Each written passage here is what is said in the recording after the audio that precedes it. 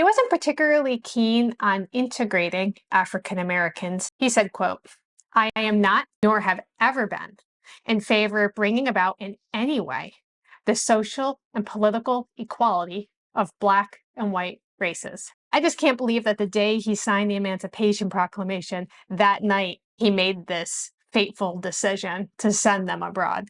It's a story filled with ambition, hope, and ultimately heartbreak. Hi, I'm Danielle Romero. Thank you so much for joining me again today on my channel, where I started digging into my family's hidden history in Louisiana. And the channel has been evolving into digging into questions of genealogy and what does it mean to be American. History has a way of revealing complexities and contradictions of even the most revered figures. Today, I want to take you back to a pivotal moment in American history, a time when President Abraham Lincoln, the great emancipator, sought to end slavery and bring freedom to the oppressed. But here's the twist. He wasn't particularly keen on integrating African Americans into U.S. society. Instead, he had an audacious plan to resettle them in the Caribbean. It's a story filled with ambition, hope, and ultimately heartbreak. In 1863, Abraham Lincoln enacted a plan to resettle 453 freed Black Americans to a Haitian island. Picture this. It's the night of December 31st, 1862, and President Lincoln sits down to sign a contract with Bernard Koch, a Florida cotton planter. Their agreement to relocate 5,000 formerly enslaved people from the United States to a tiny island off the coast of Haiti. I think the pronunciation is Isle La Vache, but I never took French. Let me know in the comments just how bad I butchered that. But let's rewind a bit. You see, Lincoln had been grappling with a dilemma for years. Lincoln despised slavery, but he didn't believe in racial equality or the successful integration of people from different races. So what was his solution? Colonization. He advocated for shipping Black Americans to Central America, the Caribbean, or even Africa. It was his way of satisfying those who wanted emancipation while appeasing those who feared possible repercussions. I want to read a couple quotes from Abraham Lincoln that they weren't the Lincoln that I was taught. He said, quote, "I am not, nor have ever been, in favor of bringing about in any way the social and political equality of Black and white races, nor to intermingling with white people. There is a physical difference between the white and Black races, which will ever forbid the two races living together on terms of social and political equality. There must be a position of superior in favor of having the superior position assigned to the white race." Unquote. Now, the Essential Civil War Curriculum website had a lot of interesting information that I pulled from, and I want to read a quote from one of their essays, kind of discussing this idea of taking these freed African Americans and offering an opportunity for them to colonize these islands. Quote, "Lincoln always insisted that the enterprise should remain strictly voluntary, but he also considered it a necessary component of the eventual pathway to emancipation and genuinely believed that African Americans would come to discover that relocation was in their best interest as well once the project was underway. Elements of racial prejudice and perhaps more pronounced with Lincoln, racial paternalism shaped this belief, although it encompassed an honest concern for the well-being of Blacks in a post-slavery society, where other and more malicious forms of racial oppression would likely persist in no shortage." Unquote. Fast forward a few weeks before the historic contract signing, and Lincoln proposed a constitutional amendment to Congress, suggesting that the colonization of African Americans outside the United States was a good idea. He even included compensation for slave owners who would lose their, quote, property due to emancipation. And now he was searching for a proof of concept, and he considered a couple different colonization plans. I want to read another quote for you. Quote, "In August of 1862, Lincoln invited 5 prominent Black men to the White House, the first Black delegation invited on such terms. The topic was simple, that whites and Blacks cannot coexist, and that the separation is the most expedient means to peace. Lincoln encouraged these 5 men to rally in support for an exodus," unquote.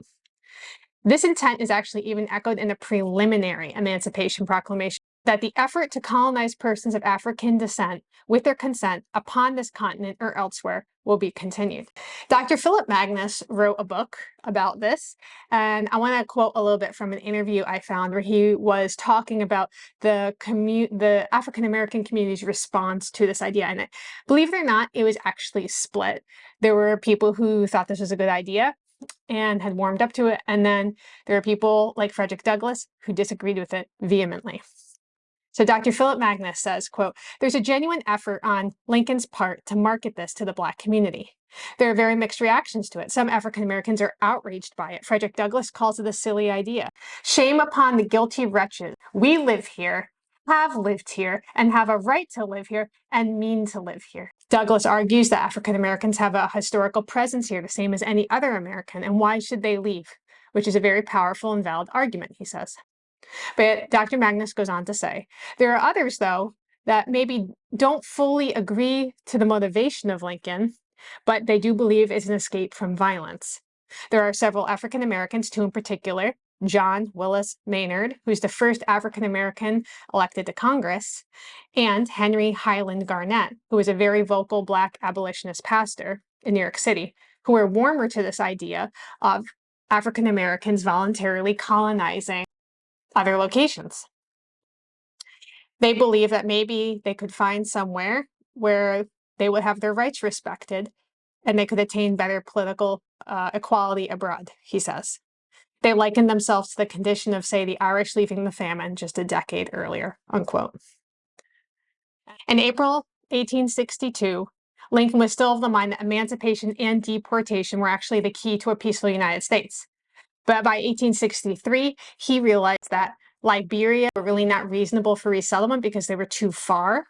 And Lincoln actually had considered moving the, quote, whole colored race of slave states into Texas. I had never heard that before. Lincoln supported a bill in Congress that provided $600,000 to, quote, be expended under the direction of the President of the United States to aid in the colonization and settlement of such free persons of African descent. Lincoln settled on Koch's proposal for the island off of Haiti. Here's how it would work. The former enslaved people would work on a cotton plantation. Each family would receive homes, access to hospitals and schools, and after fulfilling a 4-year work contract, they would be granted 16 acres of land there and the wages that they had earned. It was voluntary colonization, but it was highly encouraged by Lincoln and its supporters. On a mid-April day in 1863, hundreds of African Americans hoping for better lives had boarded the Ocean Ranger at Fort Monroe, Virginia. Bernard Koch, an entrepreneur and Florida cotton planter, had promised the roughly 450 new freed Black immigrants on board that in exchange for working on a cotton plantation, they would receive homes, health care, schooling. I want to read a quote from Koch's proposal. He said, quote, "The intelligent Negro may enter upon a life of freedom and independence, conscious that he has earned the means of livelihood, and at the same time disciplined himself to the duties, to the pleasures, and the wants of free labor. It was meant to be a new beginning, a chance at freedom, prosperity, but unfortunately, the mission very quickly turned into an unmitigated disaster. When the ship arrived in early May, over 30 passengers had already succumbed to smallpox. The promised second ship was supposed to carry essential supplies, never showed up. The reality on the island was far from the idyllic vision that they had been sold. Families were sleeping on the ground in makeshift huts instead of the homes that they were promised, and Koch's self-printed currency and exorbitant prices in his company's shop left the settlers struggling to make ends meet. Revolt loomed, tensions were escalating, and Koch fled the scene. By the summer of 1863, the news of the horrendous conditions on the island reached Lincoln's ears. He couldn't ignore the suffering of those that he had believed he was helping. Orders were given. A naval vessel was commissioned to rescue the survivors. In March of 1864, the 350 remaining immigrants returned to America. Their dreams shattered as they landed in Alexandria, Virginia. But Lincoln's dream of colonization had failed.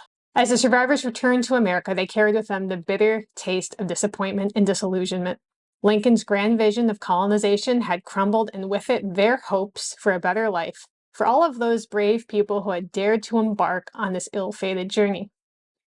The failure of this experiment actually left a profound impact on President Lincoln. It became increasingly clear that the solution he had sought was not in removing African Americans from their homeland, but instead working toward true equality and integration in the United States itself. Although Lincoln's attempt at colonization in the Caribbean was a resounding failure, it offers valuable lessons and insights to the complexities of our shared story and history.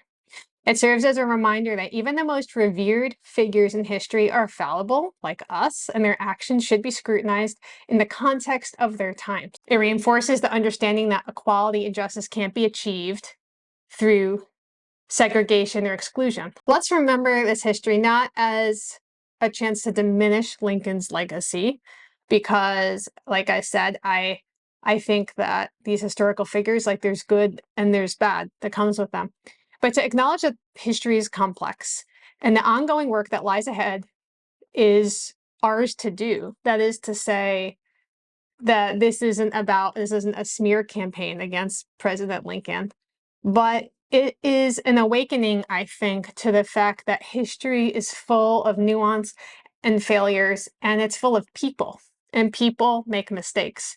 All kinds of people make all kinds of mistakes. Hindsight's 2020. We look back and we say, well, that's so obvious. Of course that wouldn't work.